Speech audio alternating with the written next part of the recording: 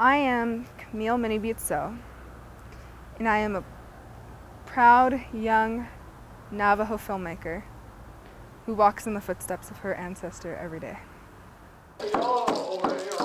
Growing up Navajo, we are surrounded by the stories of our people. Our culture is celebrated in our music. The voices of our ancestors can be heard in every song.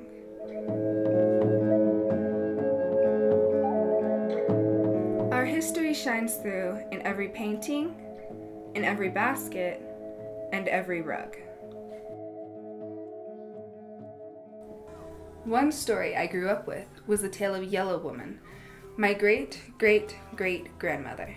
I had heard about Yellow Woman my whole life, but her story didn't truly hit home until I was interviewing my grandmother for an 8th grade project. At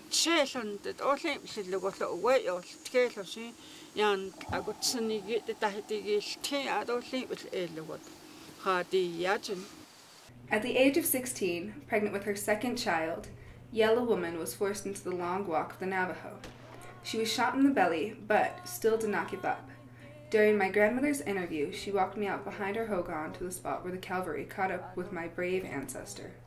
And she said, right here, this is where your great-great-great-grandmother, Yellow Woman, was shot.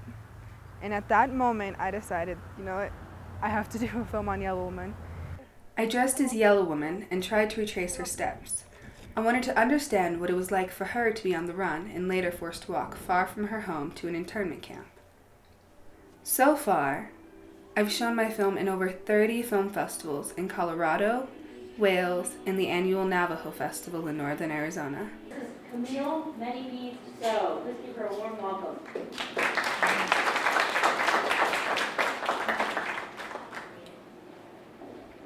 Hi. Camille's film is screening here at the Northern Arizona Museum and at the Navajo Festival. It's pretty cool because it's just like good to see how they get to see this film because it's made by, you know, Camille, who's like 13 at the time. I can only imagine small parts. They were going through sometimes like harsh blizzards with their moccasins being worn completely through, with no food, sometimes no water, and just if they walked too slow, they were shot, and just, you know, having to leave all their loved ones behind, all their loved things, you know, their cornfields and everything that they cherished had been burned, and so they had to leave everything. They would bury their jewelry, anything that was special to them, and if they were lucky, they got to come back and find it, but most of the time they didn't. So it was just a really hard time for everyone on the walk. Well, she's definitely a hero to me because she was around my age when she did all this incredible stuff. I mean, and even now I can still be doing that. I may not be running from the government and, you know, doing stuff like that, but I'm still trying my own way. I'm trying to keep my culture alive, my history alive, trying to keep my family safe. You know, I care. My family is such a huge part of who I am and what I do. So everything is incorporated with my family, and she did the exact same thing.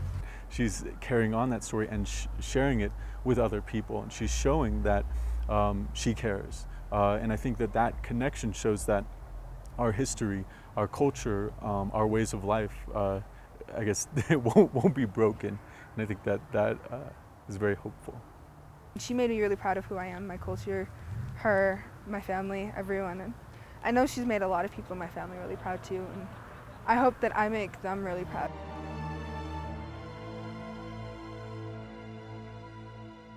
Even though Yellow Woman lived nearly 150 years ago, her story still has lessons that apply today.